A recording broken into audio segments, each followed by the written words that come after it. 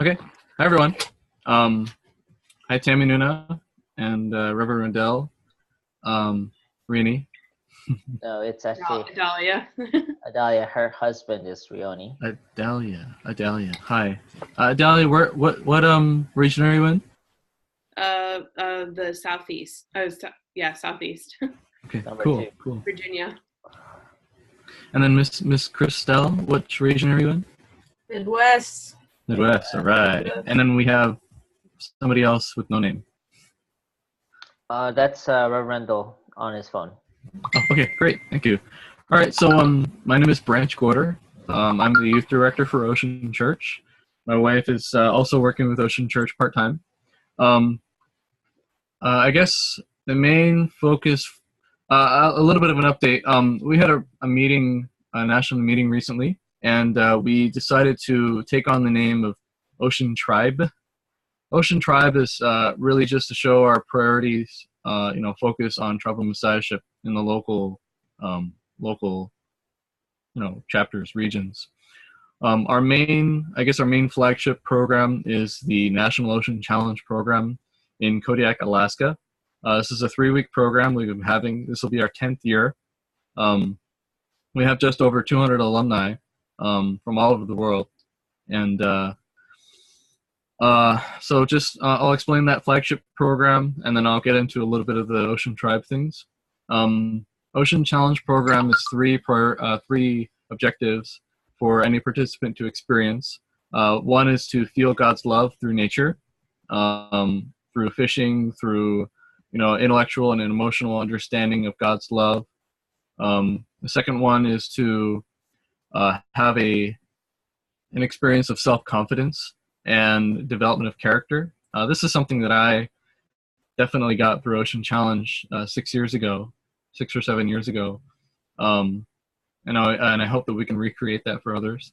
And the third is to equip them with the skills it takes to support or start their own Ocean Tribe or Ocean Tribe activities or Ocean Challenge. But also, at least a dozen of our alumni have gone on to become commercial fishermen or gone on to professional fields in the ocean area after Ocean Challenge. So, so equipping them with skills, basically, leadership skills, team building skills, tangible skills. This year, Ocean Challenge is going to be from July 8th to the 28th in Kodiak. There's going to be a 40-day program as well for up to 5 individuals who want to learn more and more in depth.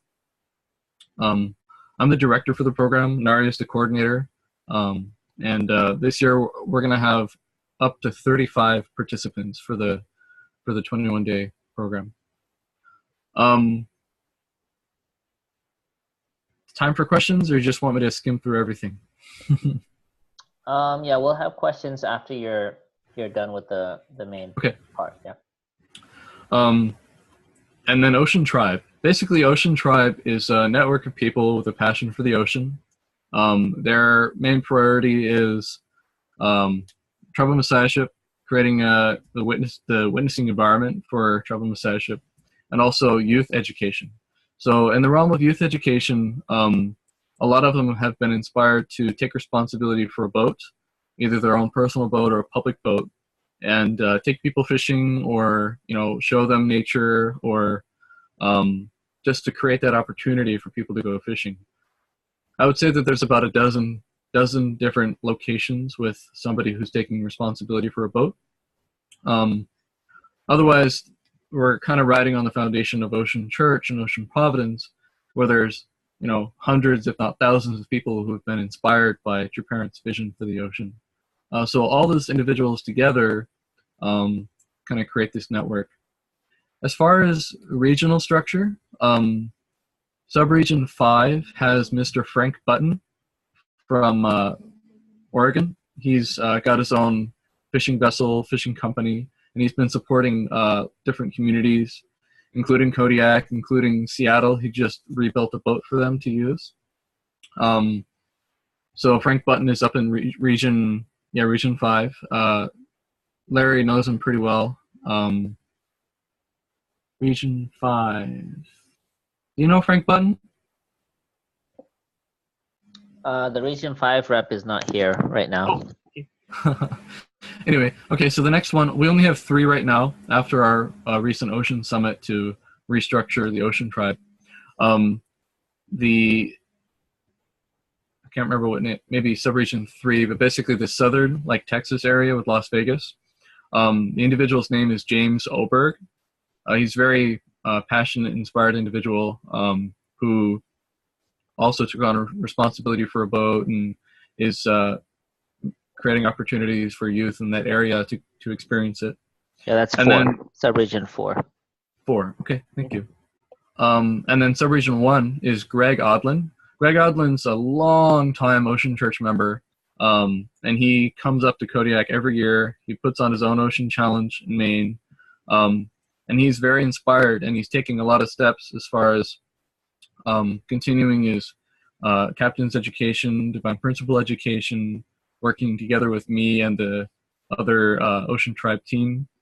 We're going to have a meeting with Damien and now Kimi to really clarify what our goals are for our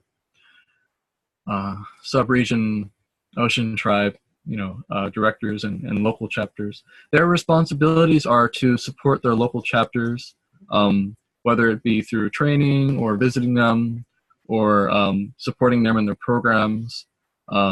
Also to kind of share the vision of Ocean Providence with those chapters.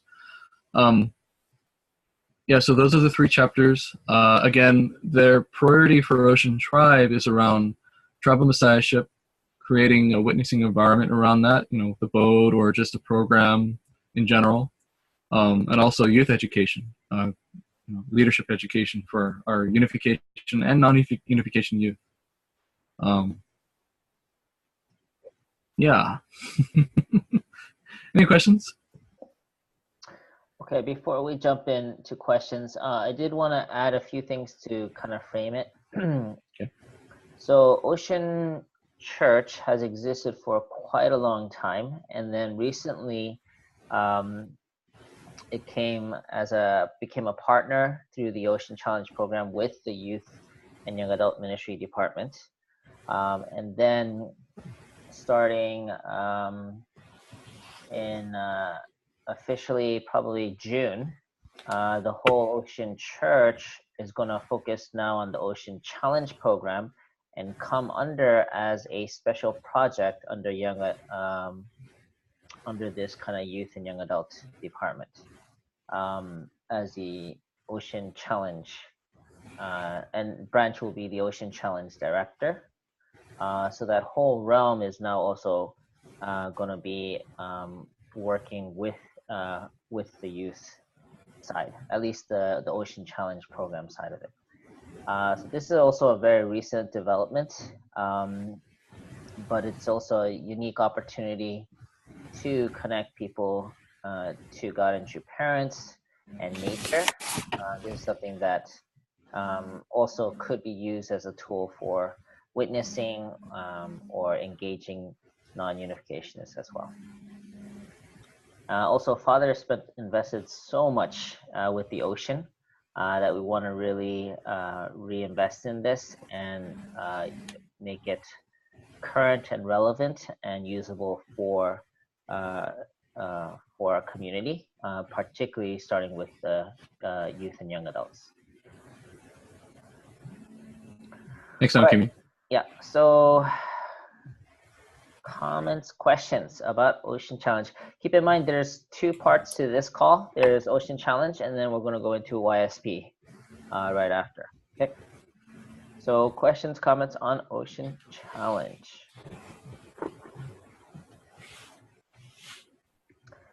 Why don't we go around? Tammy? Yeah, I guess I'm just wondering since, Father's initiatives way back, what has Ocean Church been doing, since then up until now, now that it's being redirected in a way? Branch, short version of 30-year history. Go. Yeah, Ocean Church started in 1980. So the real purpose of Ocean Church was to really just to gather people to support the Ocean Providence, Providence. Since then, it has been hosting Ocean Challenge programs, Gloucester, Alaska, and it's really been about attending to parents.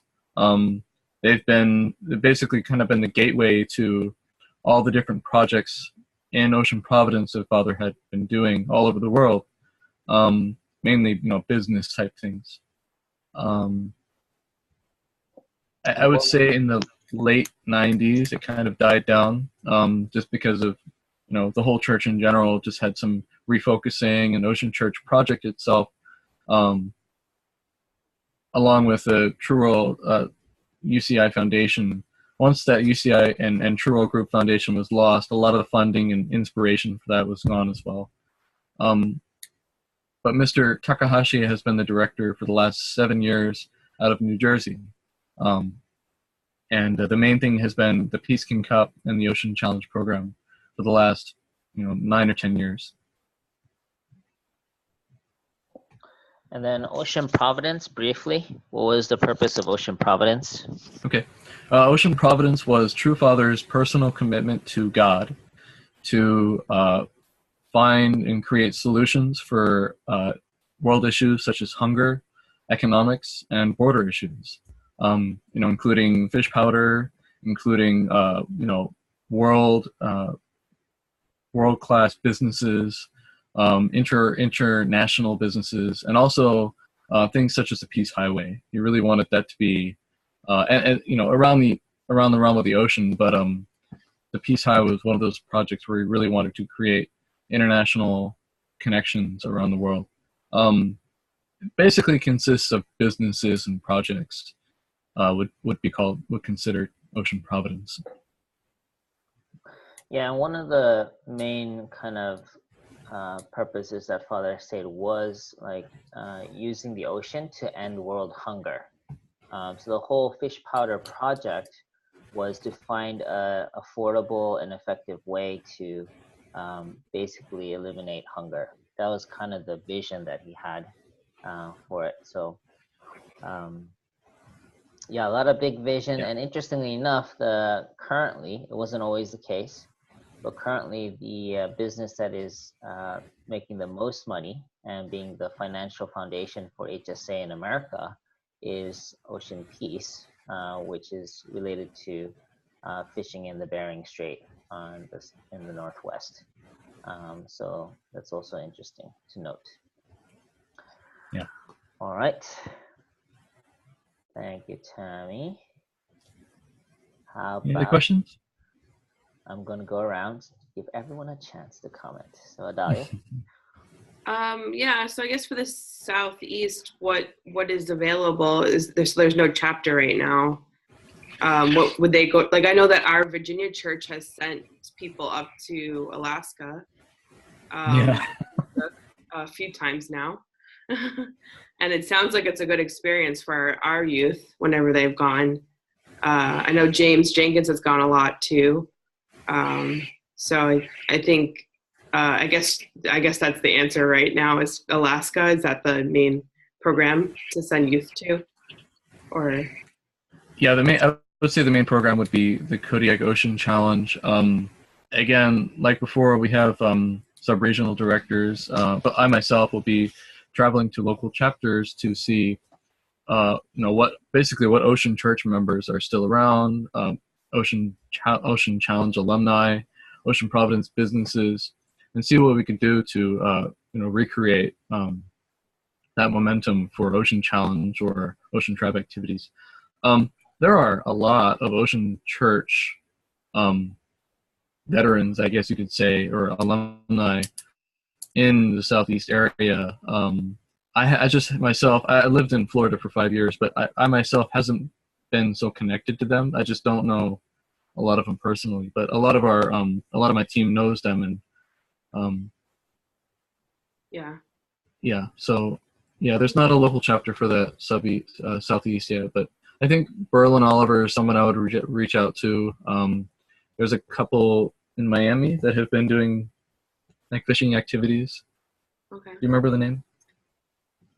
Steph and Leo. Steph and Leo. I think either Greg or Frank keeps mentioning them. Yeah. I know at Virginia Beach there used to be the P Mullers, but I don't think anyone else is doing it there now. Right. Yeah, right now I'm trying to rope in the youngest son, Bajan, to come to Ocean Challenge. So if he gets inspired, then maybe he could start something there if he feels that's his calling. Right. Yeah. Just real quick, the Maryland community had a boat. They had an accident with the boat, and basically the motor is no longer functioning. So it's up here in New Jersey, and I'm working on potentially finding a future for that boat again in Maryland. But yeah. Okay. Great. Thank you. Also, I'd like to note that this summer, I'm asking TASNA to come in and partner with Branch and Naria to really enhance the educational component of Ocean Challenge, and also help to design a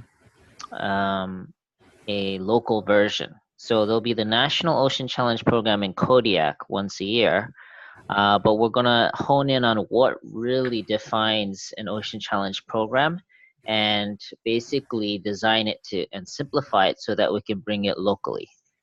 So whether you have a boat or not, the point is, as long as there's a program that helps youth and students to experience God through nature, then we can actually get something going locally. So I think this summer is going to be really big in rebranding, really focusing, and then being able to share that in local communities. That sounds really awesome. Yeah. I think that's really great. All right, Christelle.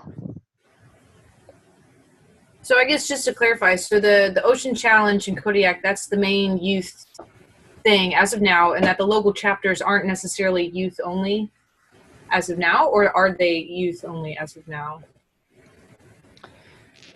Youth only? What do you mean? Like youth focused, I guess. The local chapters, I guess.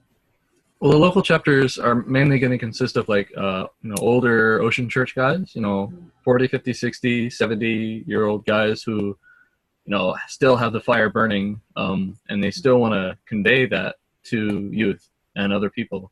I'm hoping to, I don't want to say utilize, but to inspire them also to remember that tribal messiahship is still a very important priority, and to use their passion for the ocean to support that as well. For instance, in Seattle, there's I think 5 or 6 Ocean Church members who are taking responsibility for a boat, and they want to create a local Ocean Challenge program there. LA, Jack Ashworth is creating a surf camp. Later in the year, in September, he's going to do a little Ocean Day and Ocean Challenge in LA. Things like that. Frank Button is doing a women's fishing day in May. Things like that. Yeah, so anyone can get involved with Ocean Tribes, but again, similar to how CARP is focused on students, Ocean Challenge is going to focus on youth and young adults, as really like while they're at that age, to expose them to nature and connect to God through nature. That's kind of the idea. But there will be, of course, we need people who are experienced to be able to host and chaperone or help with the managing the boat and things like that. I see. Okay. All right, and Reverend Rendell. Okay, can you hear me? Yes. So Branch, there's a lot of opportunities in Chicago, and Michigan and Wisconsin because of Lake Michigan, right? Yes. I'm just really afraid about money. Okay. So I think we could do some things here, but I'll need to talk to you guys about how the whole finances are being conceived. Okay. We have a few people too. I don't know if you know Chris Ogden. Yes. Yeah. So we have some people. Also, we have Mr. What's his name? Sugiyama Park. Yeah, Mr. Sugiyama, who still would like to do something. I spoke with him a couple of weeks ago. So I think he's a good asset for you, by the way.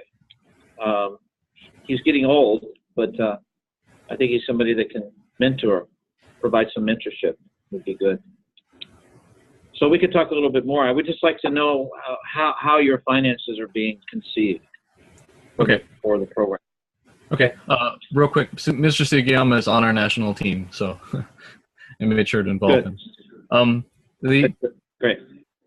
As far as the boats are concerned, aside from the national program, well, for instance, the national program in Alaska, we have almost a dozen business partnerships that provide support for scholarships and general subsidies for the program to run every year. And they're the ones that really fuel the program, aside from the individual staffs.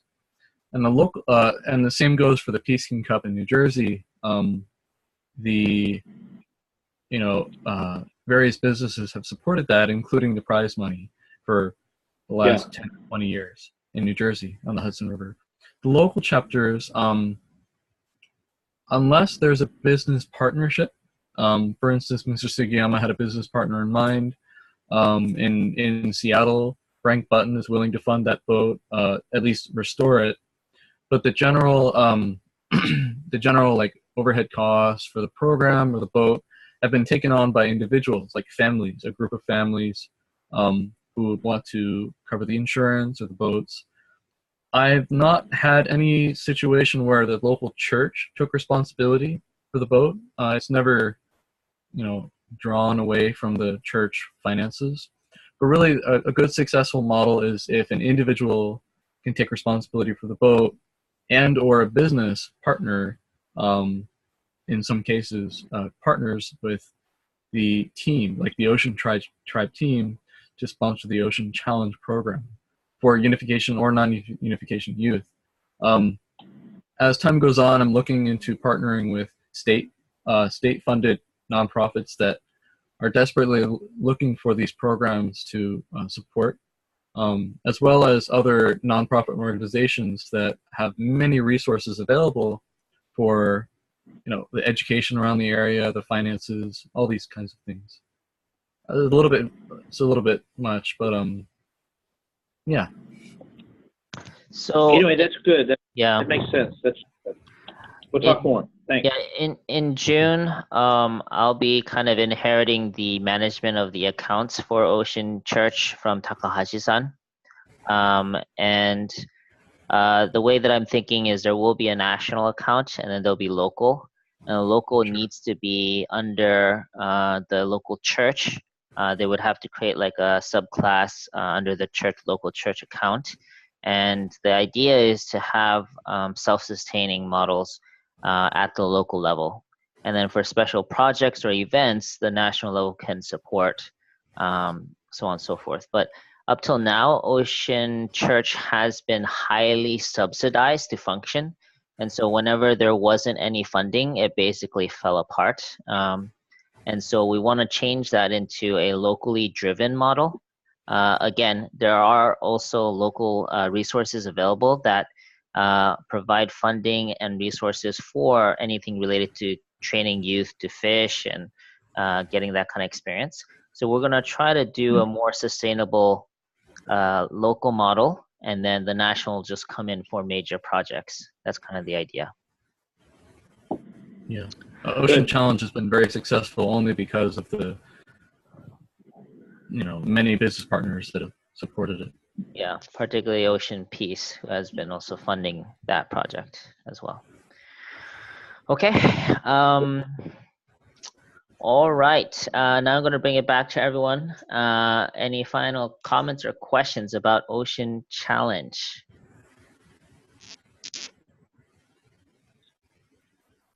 Nope. Okay. Branch, final word before we move on to YSP. Nope. Yeah. Thanks, everyone. All right. Thank you, Branch, for taking this on. He's been investing in this for quite some time, 7+ years. won the trust of all the older ocean captains, and recently has connected with the youth team. So I'm excited to have this as another area for us to engage our youth. All right, so that wraps up the Ocean Challenge section. We're going to move on to YSP. So YSP, I'm going to give, you know what, I'll let Naria do the talking. If there's anything missing, I will fill in as part of her training as well. So please welcome up Naria, who is the administrator for Youth and Students for Peace. That's what YSP stands for. She'll share with what YSP is, and then we'll open up for questions. All right, Naria? All right, so yeah, Youth and Students for Peace. We just officially inaugurated it in February on the 17th. It was an initiation that True Mother started to really focus in on youth education, but also the Hyojung culture aspect. So it started in Korea, Japan, Thailand, Philippines. It's also in Africa and Middle East. So internationally, it's been established for about a year now. So it's pretty new here in the USA. So we have like no staff exactly. But YSP's main focus is really developing the culture of Hyojung, not just among our youth, but also youth all across America. So by youth, that's age 13 to 40. So our target people, young people right now for YSP, ideally is middle school, high school, college, but people over that age is also welcome to participate and be involved and be staff members and helpers and such. So the three main activities and goals with creating that understanding of Hyojung and culture is purity / character education. So we'll be teaching about the 4 realms of heart. You want to say something? Yeah, can you just briefly describe what Hyojung is first, and then go into the 3 areas? Okay. All right, so Hyojung translates as heart of filial piety. It doesn't exactly mean filial piety. In Korean, that word is actually hyoheng. So Hyojung is something that True Parents actually made. It's not an actual word in the Korean language. And so it's translated as heart of filial piety. So it's a little deeper than just filial piety. Filial piety is the love that a child shows to a parent. And not just like love.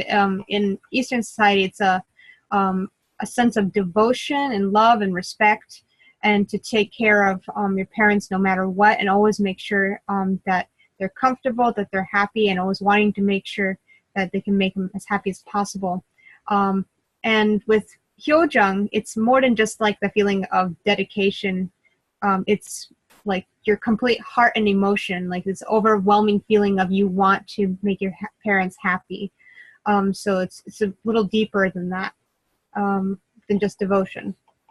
So, or sense of duty, I think that's the best way to describe it. So, and it's very hard to explain to Westerners, and I think that's going to be one thing that's going to be challenging. But I think right now Eastern culture is very attractive to Western people, and I think with this new concept of Hyojung, it can really open up young people's minds and bring like a new light or new perspective to see culture. And through Hyojung culture, that's really where we want to teach about living for the sake of others. That's what the Hyojung culture is. And the way we learn to live for the sake of others is first developing that first relationship of love that we learned as a child is our love for our parents. Because growing up, that's the first love that we have. We're always being loved by our parents, and when we realize that, we want to give back to them.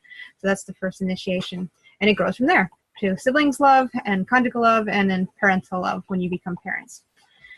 And that's what the 4 realms of heart education will cover, and also be covering about the importance of purity and abstinence before marriage. Because if you really love your parents and want to make them happy, you also want to follow their example, create an example in your life as when you get married, and also when you have children and such. So it's important that purity in that way.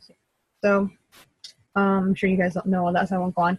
The second thing is service projects. So service projects is kind of covering the area of the siblings realm of heart, where you learn to serve each other. And this is something we want to do not just for our youth, but this is a way to reach out horizontally to other youth groups and organizations as well, and really get them involved. So it's really promoting interfaith and interreligious and multicultural, what's the word?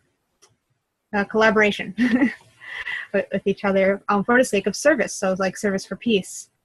And then the last thing is multicultural activities, events like festivals and stuff, like celebrating art and music, and really learning about the cultures of other people and being able to celebrate that together. So in that way, breaking down barriers and concepts between different religions and stuff, because everyone, as youth, they're youth, and they can, young people connect to each other so well. And we want to be able to create that opportunity for people who have never maybe met anyone from another religion or another ethnic group or something. So this is definitely one of the more outreach aspect of our movement amongst all the YAYAM ministries. So it's going to be interesting. It's kind of new waters, I guess, in that way. Am I missing anything? Yeah, I'll just recap what you just said. So ultimately, the purpose of YSP is to share this Hyojong culture to society's youth. And how we do that is through three main areas. One is through character education of the four realms of heart. Second is through the service projects and having them practice living for the sake of others. And then the third area is through having multicultural celebrations with the perspective of we are one family under God. So it's not just, oh, I'm curious of other cultures. It's actually acknowledging each other as one family, and therefore we're celebrating each other's different cultures. That's kind of the idea. This is the broadest kind of organization for our youth to engage in. And we expect, our goal is to actually have 50% or more of our participants be non-unificationists. That's kind of the framework. So it's not a program for just our youth. It's from the get-go, we're going to partner with other organizations for this. That's the idea. So it's kind of like the UPF's relationship is to Family Fed. YSP is for the Family Fed Youth Department. One more thing is in terms of age groups. So our target participants are middle school, high school, and college students. But the staff for YSP is 18 and older, so 18 to 40. And if you're above 40, you can be kind of an advisory.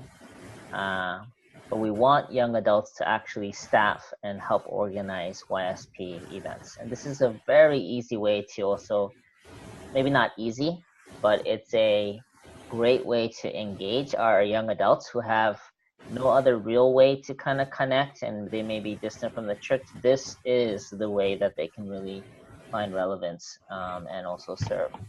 So this is also a very significant opportunity to introduce YSP into the youth mix in terms of programming.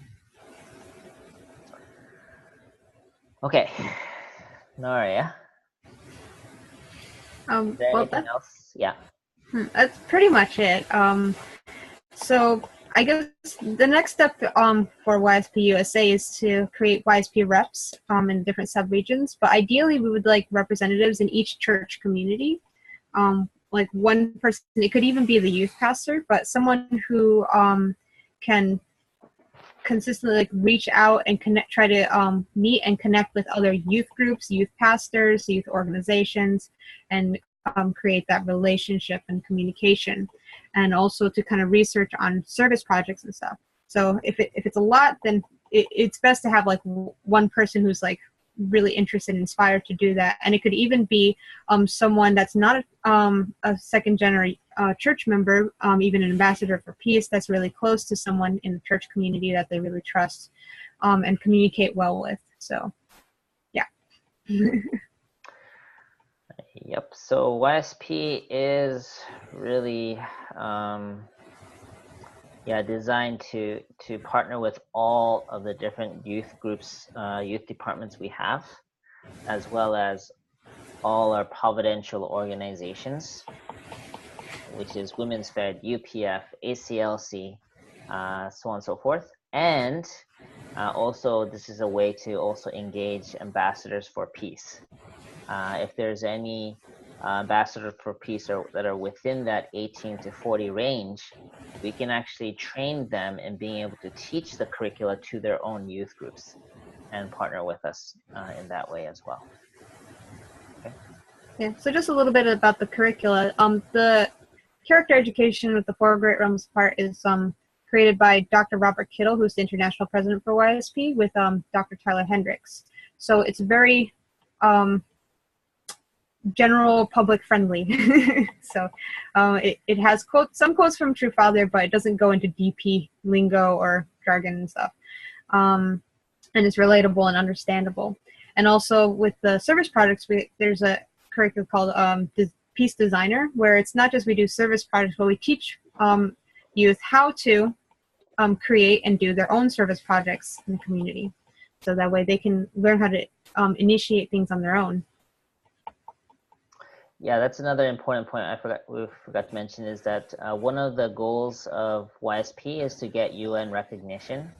And so our main objectives with our service work is that we are going to support the 17 United Nations Sustainable Development Goals.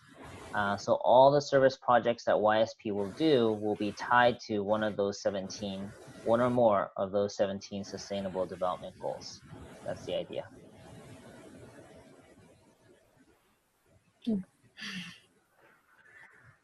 Yep. So questions? Comments and questions. We'll start with Dahlia this time. So at this point, like, are there any organizations that are any specific areas that have started this in the US? No. So it's just right now it's just me and Naoki in the office planning. Okay. They're the new kid on the block. Yeah, to me it does resemble a lot of some of the things that Service for Peace was trying to do, and a lot of kids that weren't into church definitely got involved in that, and I think that's definitely a good platform for kids to bring their friends from school and get involved in different ways. So I think it definitely sounds like a good platform for a lot of growth in our communities, I think. But yeah, it sounds like we have a lot of finding of people to do the groundwork at this point. But yeah, sounds great. Yeah, I think ultimately we just need like a few core staff members in each community, because YSP itself doesn't need to gain like its own group of people, because we would be partnering with like youth ministry, young adult ministry, CARP, GPA, and kind of implementing the education and then basically teaching those BCs and leaders the curriculum. They can spread it to their group and teach it. So ultimately it's just spreading Hyojung culture throughout all youth, young adult ministries, aspects. Yeah, circuits, plugins, wherever. I just already see like in our own community how difficult sometimes it is just to get consistent like Sunday school teacher, you know, so it's just like seeing how to get somebody that would be able to do this in the community. It's important. I definitely see that, but finding somebody to do that too is important. Yeah, we may actually start with some kind of informational seminar / tour or something to really find the people who have this kind of passion or calling for this area, because I think they exist. And yeah, totally. Just again, like you said, Service for Peace. This is the kind of the updated or newest version of Service for Peace or Youth Federation for World Peace and all that. This is you know, Mother's version of what that's meant to be. So I think it's really about connecting with those who are already in your community that are passionate about this, but there hasn't been an outlet to actually do this. Sounds great. All right. How about Hammy? Yes. I guess my question is, since it's already international, what has been going on internationally with YSP? I can try to recap really quickly. We had an international call like a few nights ago. Let's see. Most of them have done like huge rallies for the inauguration. Ours was pretty small, but they involved like many different ministries and groups. And actually, for most of the other countries, Youth and Students for Peace is the umbrella organization for all their other youth activities and programs and ministries. So it's just a little different here in the U.S. But in Japan, the leader there, he said that they did a GoFundMe kind of thing, where they raised up a bunch of money to do a project where they planted, don't remember what the tree was called, but a specific kind of tree that's like grows really quickly in, was it Cambodia or? Yeah, Cambodia? Cambodia, yeah. So that's one thing that they're doing. I don't remember what, in the Philippines. Yeah, so just a little bit more detail on that. They raised like $10,000 or to actually plant like 1,000 trees in that. So they actually sent the volunteers, raised the money, and planted the trees in that country. And the purpose was to reforestation and to address the carbon dioxide issue and the what's it called, global warming. And this was one of the ways to actually counter that through planting trees. So that, like, tangible, that's the kind of stuff that they've already done. Yeah, that was the one that stuck out the most for me. I know the other countries have been doing rallies and some form of service, but not as big and international as the one that the Japanese group did. So. Also, other countries have kind of adjusted their activities. They've been doing like Service for Peace or Youth Federation for World Peace, and now they just kind of put this new name on it, kind of thing like that. So, for example, Korea, they've been doing purity education in local schools that was sponsored by the government, and now they're claiming that as a YSP activity, but that kind of stuff, anything related to pure love education, that also falls under the kind of YSP umbrella. Could you really quick just elaborate on the 17 development goals? Naria? I have to pull it up really quick. See if I can remember some off the top of my head. Eliminate hunger, eliminate poverty. Let's see, sustainable communities development, cleaner energies, gender equality, social equality, I think was one of it, addressing like environment, addressing life underwater. Let's see, what else? No, Branch found it. All right, no poverty, zero hunger, good health and well-being, quality education, gender equality, clean water, and sanitation, affordable and clean energy, decent work, and economic growth. And the list continues. Loading. But those are generally it. I think most of our activities would fit under the one where it's about institutions for basically peace and interreligious or international, what's the word that they use? Collaboration, yeah. Yeah, if you just go to the United Nations site, that's the first thing that shows up is the 17 sustainable development goals. Before it was the Millennial Development Goals until 2015, and then they extended it out 15 years more to 2030 and made it the Sustainable Development Goals.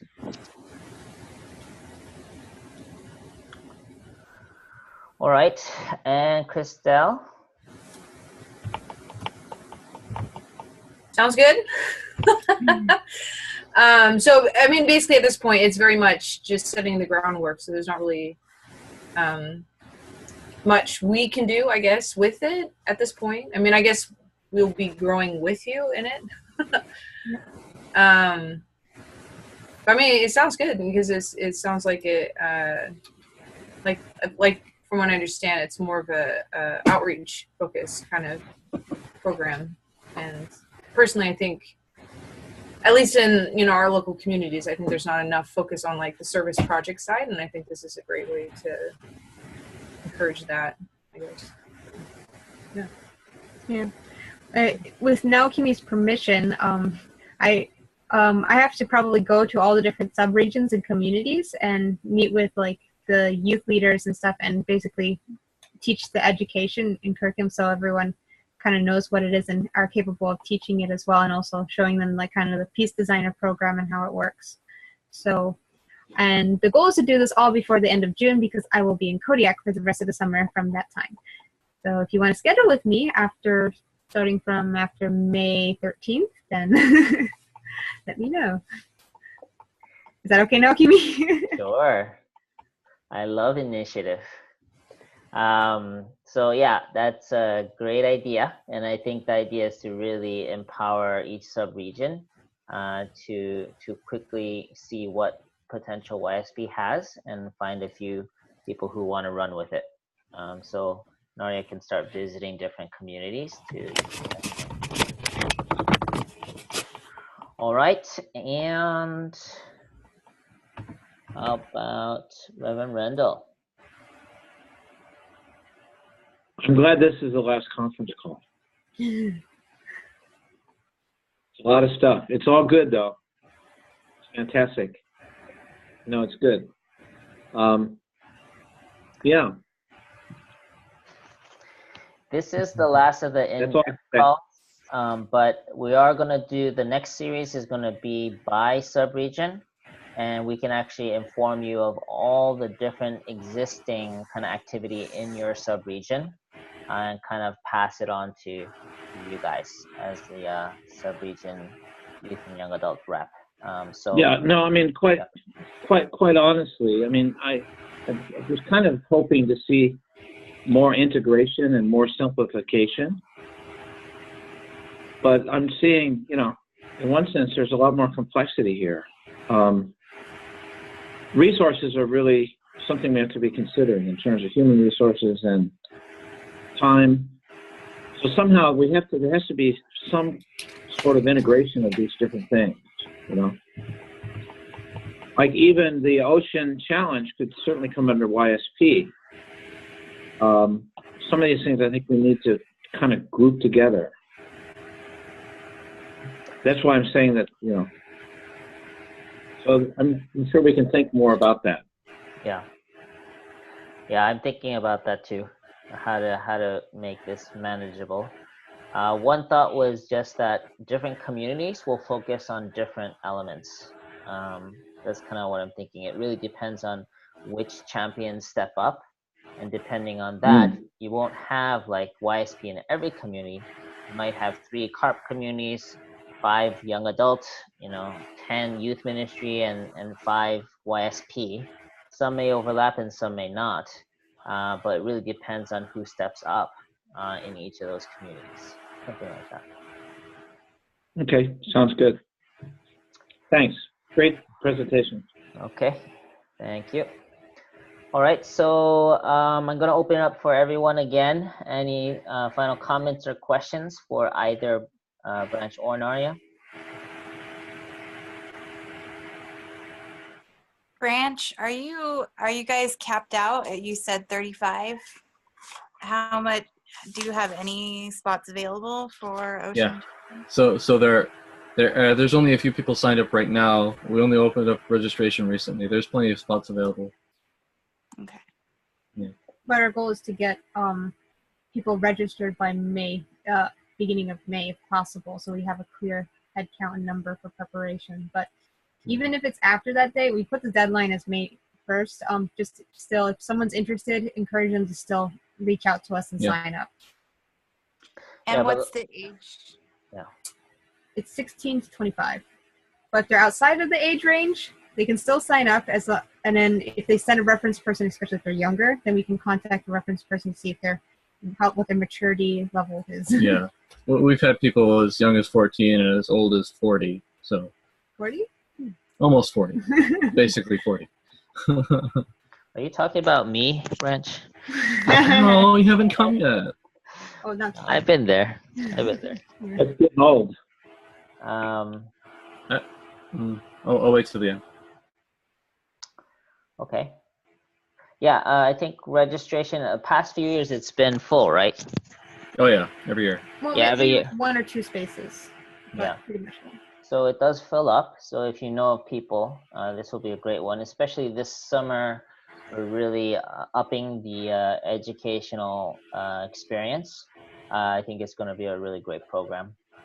Tasman's going to be there the whole time. And it's the 10th anniversary. Yeah, and right, the scholarships have really poured in this year. So instead of the usual, I don't know, $1,200, $1,500, it's about $800 for regular participation for a 3-week adventure in Alaska. Yeah, you don't get better fishing than anywhere in the world. Trust me, this is an opportunity for people. Yeah. Last year we went to New York to see your mother. That's not happening this year. Yeah, so. We might go to Brazil instead. No, we're gonna stay in Kodiak, but the actual cost is closer to $3,000 per person. But due to really nice sponsorships, it's down to $800. So do the math. It's a really great deal. Okay. All right. Anything else, Branch? Yeah. I would say real quick, I really hope that Ocean Providence and YSP become the same thing. I think as each chapter matures and as more and more and more little, I was about to say mini branches, now Kimi likes that, but more people are inspired about the Ocean Providence vision.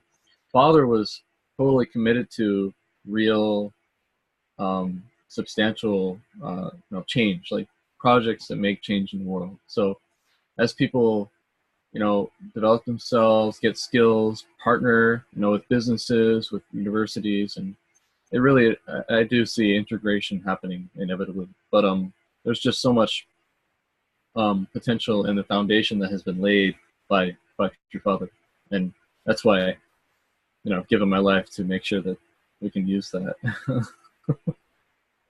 And my couple, us together. So. Yes. That's not by chance either. Okay, Right. Naria, final words. Yeah, I'm all good. Thank you everyone for taking the time to listen to us and for your questions and comments and input. All right. Well, again, thank you for this. Ends the Ocean Challenge and YSP call, as well as the 5 info sessions that we've had. Thank you for all of your participation, and stay tuned for our next series that we're going to really customized to each of your sub-regions. Okay, so that wraps up this call. Thank you for joining. Have a good night, everyone. We'll see you next time. Good night. Good night. Thank you. Good night. Thank you. Bye-bye.